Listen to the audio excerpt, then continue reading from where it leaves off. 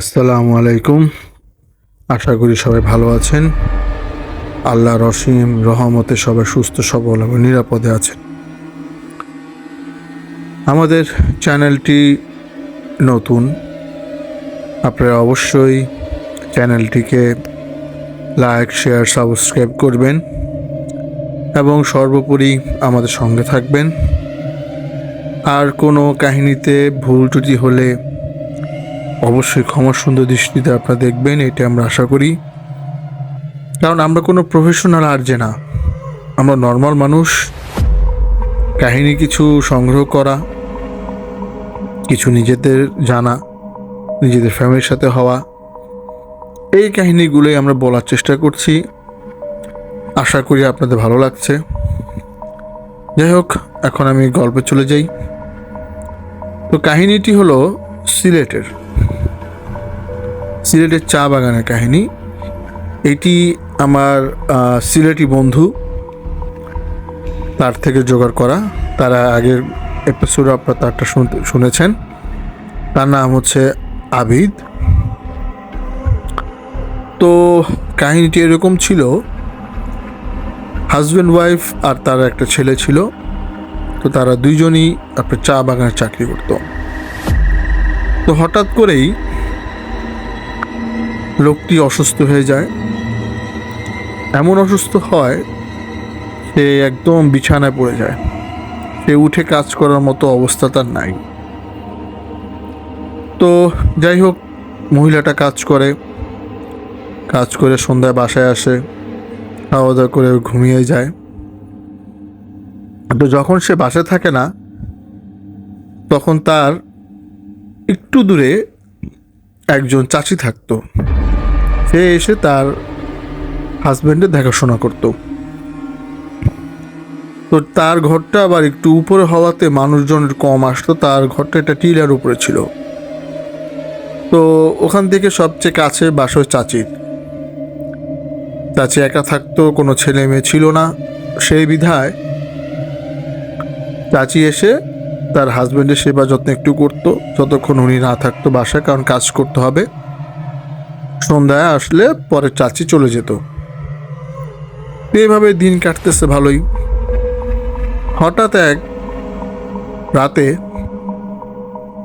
তার হাজব্যান্ড মারা যায়। তো তখন রাত মোটামুটি 12-1টা বাজে। তো ওই জায়গায় তোর কারেন্ট নাই, হারিকেন আর কুপি তাদের সম্বল। আর এত রাতে কাউকে খবর দেওয়া অনেক মুশকিল, যেহেতু তার বাসাটা টিলার উপরে। তো সে চিন্তা করলো যে আর কিছুক্ষণ পর তো আজানি দিয়ে দিবে, যেহেতু 1টা বাজে, 4টা-4:30 আজান দিয়ে দেয়। তখন অপেক্ষা করি, আজান দিলে একটু ফর্সা হলে আমি নিচে নেমে গ্রামে সবাইকে বলে তারপর সাহায্যের জন্য বলবো, মানে তাকে কবরস্থ করার জন্য। তো সে লাশের সামনে কুপি জ্বালায় বসে আছে। তো হঠাৎ উনি শুনতে পায় তার হচ্ছে চাচির গলা। তো চাচির গলা শুনে উনি রুম থেকে বের হয়। তো বলে, চাচি তুমি এত রাতে আমার বাসায়? বলে, আমার মনটা ভালো লাগতেছিল না, তোদের জন্য চিন্তিত হইতেছিল, এর জন্য আসছি। পরে মহিলাটা আপনার কান্না করে বলে, তুমি আসছো ভালোই হয়েছে, বাবুর আব্বা তো মারা গেছে, আমি কাউকে বলতে পারতেছি না, আমি যে গ্রামে যাব, এখন তো অনেক রাত, আমি যে খোঁজ খবর দিতে পারতেছি না। তখন তার চাচি বলে, অসুবিধা নাই, আমি তো আসছি, আমি থাকি, তুই ভোর হইলে গিয়ে খবর দিস। তুই এখন পাশের রুমে গিয়ে বাবুকে নিয়ে ঘুমা, আমি লাশের সামনে বসে থাকি। তো তার 2টাই ঘর ছিল, মধ্যে বেড়া দেওয়া আর কি। তো যাই হোক, চাচি ওখানে বসে আছে, অন্ধকার রুম না, কুপি জ্বালানো, তাদের রুমেও কুপি জ্বালানো। তো অনেকক্ষণ হয়ে গেছে। হঠাৎ যখন ওই মহিলার ঘুম ভাঙছে, মহিলাটা হঠাৎ কটর মটর কটর মটর কম মনে যেমন হাড্ডি খেলে যেরকম শব্দ হয় সেরকম শব্দ হইতেছে। তুমি জিজ্ঞেস করে যে চাচি সব ঠিক আছে, তুমি ঠিক আছো? বয়স্ক মানুষ তো, সে চিন্তা করে জিজ্ঞেস করি একবার। তো চাচি বলে আরে আমার কিছু হয় নাই, তুই ঘুমা, এইভাবে বললো। তো সে শুয়ে আছে, তার ঘুম আসে না, এখন ঘুম ভেঙে গেছে আর তার হাজব্যান্ড মারা গেছে। এইভাবে অনেকক্ষণ চলতে আছে। তো উনি চিন্তা করলো না, চাচিকে আবার জিজ্ঞেস করি কিছু কি খাইতেছে তখন, কারণ বুড়ো মানুষ ক্ষুধা লাগতেই পারে। তখন উনি বলছে চাচি তুমি কিছু খাও, ক্ষুধা লাগছে তোমার? তখন ও চাচি বলে আরে না, আমার কোনো ক্ষুধা লাগে নাই, ঘুমাতো। তো যাই হোক, শুয়ে আছে। এখন তার মনে একটু সন্দেহ জাগলো। সে কী করলো, সে বেড়ার যে ফাঁক থাকে, আপনারা দেখবেন দেশ গ্রামে বেড়ার মধ্যে মাঝে মধ্যে একটু একটু ফাঁক থাকে, বাঁশের বেড়া তো। তো সেই বেড়া দিয়ে যখন সে চোখটা দিল, দেখলো যে তার হাজব্যান্ডের লাশটা ওই বুড়িটা কামড়িয়ে কামড়িয়ে খাচ্ছে। এটা দেখার পর তো তার আর আপনার হুঁশ জ্ঞান ছিল না। সে তার বাচ্চাকে নিয়ে এক দৌড়, সে আর আগে পিছা দেখলো না, দৌড় দিয়ে সে একদম নিচে নেমে যেখানে মোটামুটি মানুষজন থাকে সেখানে গিয়ে সবার অনেকজনের বাসায় নক করলো। তো প্রথমে দুই একজন খুললো, খোলার পরে উনি পুরা ডিটেলস তাদেরকে বললো যে তার হাজব্যান্ডের মৃত্যু হয়েছে, মারা গেছে। তারপরে ওই যে বুড়ি গেছে, মানে তার চাচি যে তার পাশের বাসায় থাকে নিচে, সে গেছে, যাওয়ার পরে এই কাহিনী। তো যাই হোক, ওখানে 10-12টা বাড়ি ছিল, তারা সবাই মোটামুটি ওখান থেকে আপনার লাঠি দা এগুলো নিয়ে বলে যে চলেন যাই, আমরা যাই দেখি। তো ওনারা সবাই একসাথে হইলো, একসাথে হয়ে তারপরে তার বাসায় গেল। বাসায় তো যা দেখে লাশ তো পুরা খাওয়া শেষ, শুধু কয়েকটা হাড্ডি পড়ে আছে। তো এখন আর কি করার, আসলে এটা ছিল আপনার লাশ খেকো জিন। তো এই জিনটা ওই বুড়ির রূপে এসে, চাচির রূপে এসে, বা চাচি বুড়ি যেটাই বলি, তার রূপে এসে লাশটা খেয়ে চলে গেছে। তো যাই হোক, তারপরও তারা প্রমাণ করার জন্য ওই বুড়ির বাসায় গেল। বুড়ির বাসায় গিয়ে নক করলো, যাই চাচি দরজা খোলো। তো চাচি দরজা খুললো, খোলার পর চাচি তো ঘুম থেকে মাত্র উঠছে এই অবস্থা। বলে কি হয়েছে? তুমি কি ওই উপরে যে বাবুদের বাসায় গেছিলা? না তো, আমি তো ঘুমে ছিলাম, কি হয়েছে? পরে বললো বাবুর বাবা তো মারা গেছে, এই অবস্থা, পুরা কাহিনী খুলে বললো। পরে বুড়িও আফসোস করলো। যাই হোক, এখন কিছু হাড্ডি পড়া ছিল, এছাড়া কিছুই ছিল না, আর মাথার খুলিটা। তো চারিদিকে তো রক্তাক্ত অবস্থা।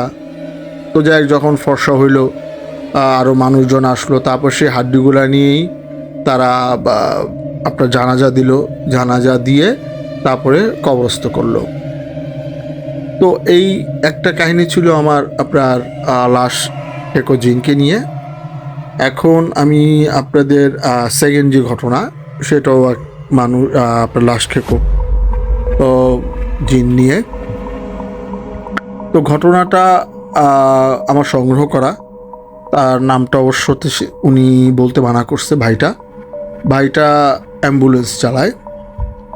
তো অ্যাম্বুলেন্স চালায়, স্বাভাবিক ব্যাপার, তারা আপনার রোগী এক শহর থেকে আরেক শহর, ঢাকা থেকে চিটাগং, তারপরে আপনারা সিলেট, যশোর, সব মোটামুটি বাংলাদেশ সব ডিস্ট্রিক্ট তারা যায়। তো বসে আছে একদিন সে ঢাকা মেডিকেলে। তো একজন এসে বললো যে ভাই, আমার তো একটা লাশ আছে, তো লাশটা তো আমাদেরকে চট্টগ্রাম নিয়ে যেতে হবে। তখন উনি বললো যে লাশ কি অ্যাক্সিডেন্টে মারা গেছে না নর্মাল মৃত্যু, কারণ এগুলো জিজ্ঞেস করে, কারণ আপনার যেগুলো আত্মহত্যা তারা সেটা নিতে চায় না, বেশিরভাগ ড্রাইভার ভাইরা নিতে চায় না। তো উনি বললো যে না না না, আমাদের মানে আত্মহত্যা না, এটা এমনি অসুখে মারা গেছে। আসলে এটা একটা আত্মহত্যা লাশ ছিল, ওনারা এটা গোপন করছে। যাই হোক, উনি পরে বললো ঠিক আছে, তাহলে আপনারা ভাড়াটারা মিটায়। তো বললো যে ঠিক আছে, আমি গাড়ি নিয়ে আসতেছি। তারপরে সেই ভাই গাড়ি নিয়ে আসলো, আসার পরে গাড়িতে লাশ উঠাইলো। তো ওনাদের সাথে দুইজন যাবে, একজন লাশের এখানে বসবে, আরেকজন ও ড্রাইভারের সামনে বসবে। এখন আপনারা সবাই জানেন যে অ্যাম্বুলেন্সের সাথে ড্রাইভারের সাথে একটা লোক থাকে, মানে কম বয়সী ছেলে নর্মালি থাকে আমরা যতটুকু দেখছি। তো ড্রাইভার ওই তার যেই সাথে যায় তাকে ফোন দিছিল, বাট সে ফোনটা পিক করেনি। তো যেহেতু সময়ও কম, যে রাত অনেক, চলে যাইতে হবে সেই চিটাগং, তো বললো ঠিক আছে স্যার আপনারা সামনে একজন বসেন আর পেছনে লাশের সাথে একজন বসেন। তো যাই হোক মোটামুটি ভালোই যাইতেছে, গাড়ি ভালো চলতেছে। মাঝে মধ্যে গাড়িটা একটু স্লো হয়ে যায়। ধরেন যে উনি চালাইতেছে 120-এ বা 100-তে, কিন্তু গাড়ি মনে হইতেছে গাড়ি চলতেছে 40-এ, এমন অবস্থা। তো স্বাভাবিক ব্যাপার, লাশের গাড়ি একটু হইতেই পারে এরকম, উনি ওইভাবেই চালাইতেছে। তো চলতে চলতে মোটামুটি তারা 2 ঘন্টার মতো পার হয়ে গেছে। তো পার হয়ে যাওয়ার পরে উনি দেখে যে হঠাৎ আপনার একটা শব্দ হইতেছে, মানে গাড়ির ভিতরে ধূপ ধূপ ধূপ ধূপ ধূপ ধূপ, হঠাৎ একটা শব্দ হইতেছে। এখন সবাই চিন্তা করলো হয়তো বা গাড়ির আপনার উপরে কিছু একটা পড়ছে বা অন্য কিছু। তো উনি গাড়িটা থামাইলো, থামানোর পরে চেক করে দেখলো না, গাড়ি তো সব কিছু ওকে, গাড়ি সব কিছু ওকে, সব কিছু ফাইন, গাড়ি সার্ভিস করে আসছে কিছুদিন আগে। তো উনি আবার গাড়ি স্টার্ট করলো, স্টার্ট করার পরে চলতেছে, গাড়ি ভালোই চলতেছে। হঠাৎ গাড়ির উপরে একটা ধূপ করে শব্দ হলো অনেক জোরে। তো উনি চিন্তা করলো হয়তো বা গাছের ডাল টাল পড়তে পারে, এটা স্বাভাবিক ব্যাপার, অনেক সময় ডাল আপনার শুকনা থাকে, এগুলো রাস্তার উপর পড়ে, গাড়ির উপরে পড়ে। তো যে আপনার পেছনে বসা উনি খেয়াল করে দেখলো যে যেই ধূপ ধূপ ধূপ ধূপ শব্দটা, সেটা কফিনের ভিতর থেকে আসতেছে যেখানে লাশটাকে দেওয়া হয়েছে। আমরা নর্মালি যে আমরা যখন লাশটা নিয়ে যাই অন্য জায়গায়, তারা কি করে হালকা পেরেক মেরে দেয় লাশটার উপর, মানে কফিনের মতো করে, আর কি করে আপনার ওই চা পাতা দিয়ে দেয় যাতে লাশটা ভালো থাকে। তো ওইটার ভিতর থেকে শব্দটা আসতেছে। তো ওই লোকটা বলতেছে যে ভাই আমার তো মনে হয় কফিনের ভিতর থেকে শব্দটা আসতেছে। তখন সামনের জন বলতেছে আরে ভাই আপনি কি বলেন, লাশের ভিতর থেকে শব্দ আসবে কফিনের ভিতর থেকে, এটা কোনো কথা বলতেছেন আপনি? তো বলে না না না, আমার তো সন্দেহ হইতেছে। তার ঠিক আপনার যেরকম হাড্ডি খাওয়ার শব্দ হয়, কটমট কটমট এরকম শব্দ আসতেছে। তো ওই ভাই কি করলো, ওই ভাই আবার আপনার আমাদের যেই গাড়ি যে আপনার মিররটা থাকে মাঝখানে, এই মিররটা দিয়ে উনি আবার একটু পেছন দিকে দেখলো যে সব কিছু ঠিক আছে কিনা। উনি দেখলো যে না, সব কিছু তো ঠিক, কিন্তু শব্দটা আসতেছে।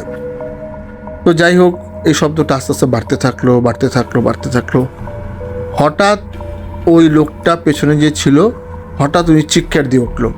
চিৎকার দেওয়ার সাথে সাথে ড্রাইভার ভাই কী করলো, গাড়িটা ব্রেক করলো।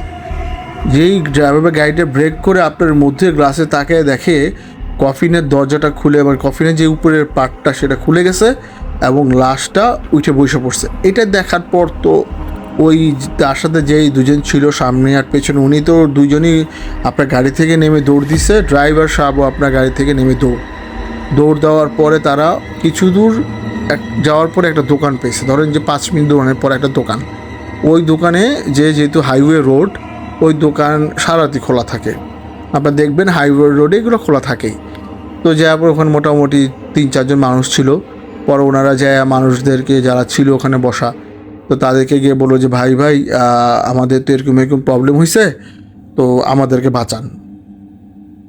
তো ওনারা বলতেছে যে কি বলেন, এরকম প্রবলেম হয়েছে, ঠিক আছে চলেন তো আমরা যাই দেখি আপনাদের গাড়িতে কি প্রবলেম হয়েছে। তো তারা ওখান থেকে আপনার 4-5 জন ওনাদের সাথে গেল লাঠি সাঠি নিয়ে, যে কী প্রবলেম যায় দেখি। এখন ওনারা যাওয়ার পর দেখতেছে যে গাড়ির ভিতরে লাশটা নাই। লাশ কোথায় গেল, কফিনটাও নাই, লাশটাও নাই। তো তারা বলে কি ব্যাপার, আপনারা বললেন যে লাশ আছে, গাড়ির ভিতরে কোনো লাশই তো নাই, কফিনও নাই, তা আপনারা কি ভুল দেখছেন? পরে কি বলেন ভাই, আমরা তো লাশ নিয়ে চট্টগ্রাম রওনা দিছি যাওয়ার জন্য, এখন এই অবস্থা। তারপরে সবাই বলে আছে ঠিক আছে, তাহলে আশেপাশে তাহলে আমরা একটু খুঁজে দেখি। তারপর তারা আশেপাশে খোঁজা স্টার্ট করলো। তো খুঁজতে খুঁজতে দেখা গেলো যে আপনার একটু সামনেই, আপনার একটু হাইওয়ে রোডের সামনে পাশে দেখবেন যে একটু ঢালুর মতো থাকে অনেক জায়গায়। তো ওখানে তো অনেক ঝোপঝাড় থাকে, দেখা গেলো ওই ঝোপঝাড়ের ওখানে ওই কফিনটা দেখা যেতেছে। তো তারা কী করলো, ওই কফিনে ওখানে গিয়ে টর্চ দিয়ে দেখলো যে লাশটা ঠিকই আছে, কিন্তু লাশটা অর্ধেক খাওয়া। পরে সবাই ধরাধরি করে আপনার গাড়িতে লাশটা উঠাইলো। উঠানোর পরে আপনার যারা লোকজন ছিল সবাই বলে যে ভাই দেখেন এরকম একটা ঘটনা ঘটে গেছে, আপনারা এক কাজ করেন, আপনার আজকাল যায় না, আপনার ভোরও তো তেমন আর বাকি নেই, ভোর হইলে পরে এটাকে জানাজা দিয়ে তারপর নিয়ে যান। তারপর তারা আর ওখান থেকে গাড়ি রওনা দিল না। তারা আপনার ভোর হইলো, ভোর হওয়ার পরে ওই লাশটাকে জানাজা দিল। জানাজা দেওয়ার পরে ওনারা ওই জায়গা থেকে গাড়ি স্টার্ট দিয়ে তারা চট্টগ্রাম পৌঁছে গেল। চট্টগ্রাম পৌঁছানোর পরে ওখানে আবার একটা জানাজা দিল। জানাজা দেওয়ার পরে তারপরে লাশটাকে আপনার কবরস্থ করা হয়। যাই হোক, এখন লাশ খেকো জিন বলেন আর লাশ খেকো পিচাস বলেন, যেটি বলেন, লাশ খেকো একটা আপনার জিন আছে, এটা মোটামুটি আমরা সবাই জানি। যাই হোক, এই দুইটা গল্প কাহিনী আমি আপনাদেরকে বললাম। এখন যে লাস্ট একটা কাহিনী বলবো, এইটা হলো আপনার একটা জেলেকে নিয়ে। হ্যাঁ, এত জেলে সাধারণত আপনারা জানেন যে জেলেরা আপনার রাতেরবেলা মাছ ধরে, বেশিরভাগ দিনের থেকে রাতে বেশি মাছ পাওয়া যায়। তো সে মাছ মোটামুটি যেখানে প্রত্যেক দিন ধরে সেখানে মাছ ধরতে ছিল রাতেরবেলা। তো এই কাহিনীটি আসলে আমার গ্রামেরই, কিন্তু আমি এটা নাম প্রকাশ করতেছি না। তো যাই হোক, এটা আমার জানা কাহিনী আর কি। তো উনি মোটামুটি 12টা-11টা বাজলে মাছ ধরতো। তো মাছ ধরতেছে তো সেদিন ওই জায়গায় তেমন একটা মাছ পাইতেছে না। তো তার একটু সামনে গেলেই আপনার একটা শ্মশানঘাট পড়ে, নদীর পাড়ে শ্মশানঘাট থাকে বেশিরভাগ, আপনারা জানেন। তো ওখানে মাছ ধরতেছে, ওখানে মোটামুটি একটা মাছ পাইছে, সে বড়। তো সে কী করছে, যখনই মাছটা দেখছে সে টস দিয়ে, একটু কাদার মতো ছিল, ট্যাটা অবশ্যই ছিলেন, দেশ গ্রামে ট্যাটা থাকে, মানে মাছ মারার জন্য লোহার চোক্কাই দেওয়া থাকে। তো ওইটা দিয়ে সে ট্যাটা দিয়ে ওইটা ফেঁকে মারছে, মাছের গায়ে লাগছে ঠিক মতোই। তো সে মাছটা উঠাইছে, সে মনে মনে চিন্তা করছে তাহলে আজকে মাছ এখানেই ধরি। তো ওই শ্মশানে পার হয়ে সে একটু সামনে চলে গেছে। ওখানে আবার আপনার একটা কালী মন্দির আছে, কালী মন্দিরটা বিশাল বড়। তো উনি হঠাৎ আপনার মাছ ওটা রাখার পরে উনি চিন্তা করে একটু রেস্ট নিয়ে অনেক দূর নৌকা চালে আসছি। তো উনি একটা সিগারেট জ্বালাইলো। সিগারেট জ্বালানোর পরে হঠাৎ ওনার কানে না আপনার মানে যেমন আপনার গানের শব্দ, হিন্দুদের যে ঢাক ঢোলের শব্দ, এরকম শব্দ আসতেছে। উনি চিন্তা করলো এত রাতে মন্দিরে, পাশে তো মন্দির ছাড়া কিছু নাই, আশেপাশে তো মাইলকে মাইল নদী, কোনো ঘরবাড়ি নেই। তো উনি চিন্তা করলো তাহলে একটু যায় দেখি, কারণ দেশের মানুষ তো, এদের আবার একটু সাহস বেশি হয়। তো উনি কী করলো, নৌকা থেকে নেমে টর্চ লাইট নিয়ে হাঁটতে হাঁটতে একটু, যেখানে আপনার মন্দিরটা একটু ভিতরে তো নদী থেকে, তো হাঁটতে হাঁটতে কাদা পানি হাঁটতে হাঁটতে সামনের দিক গেল। যা দেখে যে ওই জায়গায় আপনার মন্দিরের ভিতরে আপনার একটা লাশ এবং কয়েকজন মানুষ ওখানে ঢাকঢোল নিয়ে ওটা চারিদিকে একটা মশাল নিয়ে ঘুরতেছে। তো এটা দেখার পর উনি তো অবাক হয়ে গেল যে কি ব্যাপার, এত রাতে মন্দিরের ভিতরে লাশ নিয়ে ঢাকঢোল পিটাইতেছে। উনি কোনো সময় এগুলা দেখে নাই, কারণ লাশ থাকবে বাইরে মন্দিরের। তো উনি এটা মানে দেখার পর অবাক হয়ে গেল। তো যাই হোক, উনি তো সামনের দিক গেল, মন্দিরের দিকে যাওয়ার পরে উনি মন্দিরে একটু দূরে তাকায় দেখতেছে যে কি হইতেছে। পরে দেখলো যে ওই যে লোকটা আপনার কি বলে ওই ঘুরতেছিল, আর ওটার পাশে আপনার মশাল নিয়ে সে কী করলো, সে মশালটা হাত থেকে ফেলে দিল। হ্যাঁ, মশালটা হাত থেকে ফেলে দিল, কিন্তু চারিদিকে তো ওদের মোটামুটি মন্দিরে আপনার প্রদীপ এগুলো জ্বলে। সে ওই মশালটা ফেলেই সাথে সাথে ওই লাশটা খাওয়া শুরু করলো। এটা আর যারা ঢাকঢোল পিটেছিল ও ঢাকঢোলি পিটেতেছে। এটা দেখার পর তো তার অবস্থা খুব খারাপ হয়ে গেছে। তো এই অবস্থায় উনি দেখে যে তার পাশেই আপনার, এটা দেখা পর্যন্ত রওনা দিবে, দেখে যে একটা মেয়ে বসা। তো মেয়ে বসা, হঠাৎ উনি তাকে যখন দেখতেছে একটা মেয়ে বসা, বলতেছে তুমি কে? মেয়েটা কোনো কথা বলতেছে না, মাথা নিচে করে আছে, চুলগুলো সামনের দিকে দেওয়া। উনি বলতেছে যে তুমি এখানে কি করো এত রাতে এই মন্দিরের সামনে? তো কিছুই বলতেছে না। উনি ভাবছে হয়তো বা ঘর বাড়ি মানে আপনার আশেপাশে থাকে, হয়তো বা রাতে চলে আসছে, কোথাও যাইতে পারতেছে না, আমার রাস্তা হারাই ফেলছে। বলে কি, চলো আমি তোমার দিয়ে আসি বাসায়। তো ওর হাত ধরে কিছু মানে হাত ধরে মোটামুটি নৌকা কাছাকাছি চলে আসছে। হঠাৎ উনি মানে শুনতে পায় যে এর কই নিয়ে যাস, ও তো আমার শিকার। এটা বলার পর ওই পেছনের দিক তাকায় মেয়েটার আর হইলো ওই যেই আপনার জেলেটা। এটা কথা বলার পরে আস্তে আস্তে দেখে কি মেয়েটার রূপটা পরিবর্তন হইতেছে, মেয়েটার চুলগুলো আস্তে আস্তে বড় হয়ে যাচ্ছে, মেয়েটা অনেক বড় হয়ে যেতেছে আস্তে আস্তে, তার চোখ নাক মুখ হাত সব কিছু বড় হয়ে যেতেছে। এটা দেখার পর তো ওনার অবস্থা খুব খারাপ হয়ে গেছে। উনি কোনো রকম মানে দৌড় দিতে যাবে কিন্তু পড়ে গেছে, যেহেতু কাদা পানি, নৌকা পর্যন্ত চাইতে পারে নাই। পরে উনি দেখলো যে ওনাকে ওই যে মেয়েটা অনেক বড় হয়ে গেছে ওইটা তার গলাটা ধরে তাকে উঁচা করে ফেলছে, উঁচা করে তার পানির ভিতরে ইচ্ছা মতো চুবাইলো। চুবানোর পর তার আর কোনো সেন্স নাই। তো সকালে যখন উনি উঠলো, উনি দেখে উনি নৌকার মধ্যে ঘুমাইছিল সারা রাত। এটা তার একটা কল্পনা ছিল। তো এই যে ঘটনাটা আপনারা শুনলেন, ঘটনাটা ওনার সাথে ঘটছে ঠিকই, কারণ হয়েছে ওনার শরীরে কাদা মাখা ছিল, হ্যাঁ, আর আপনার ওনার গলায় ব্যথা ছিল, মাছও তিনি ধরছে, কিন্তু সে ভাবছে যে সারা রাত যা কিছু ঘটছে এটা তার একটা কল্পনা, কিন্তু আসলে এটা একটা সত্যি ঘটনা তার সাথে। পরে সে যখন নৌকায় নিজেকে পাইছে তখন সে বুঝতে পারলো যে আসলে আমি কোনো কল্পনা দেখিনি, তারা হয়তো বা আমাকে নৌকার মধ্যে রেখে গেছে। তো এই ছিল তার ঘটনা। আশা করি আপনাদের ভালো লাগছে। আর সর্বোপরি ওইটাই বলবো শেষে যে আমাদের চ্যানেলটা আপনারা সাবস্ক্রাইব করবেন, শেয়ার করবেন, লাইক করবেন, আমাদের সাথে থাকবেন আর কমেন্টস করবেন। সবাই ভালো থাকবেন। আল্লাহ হাফেজ।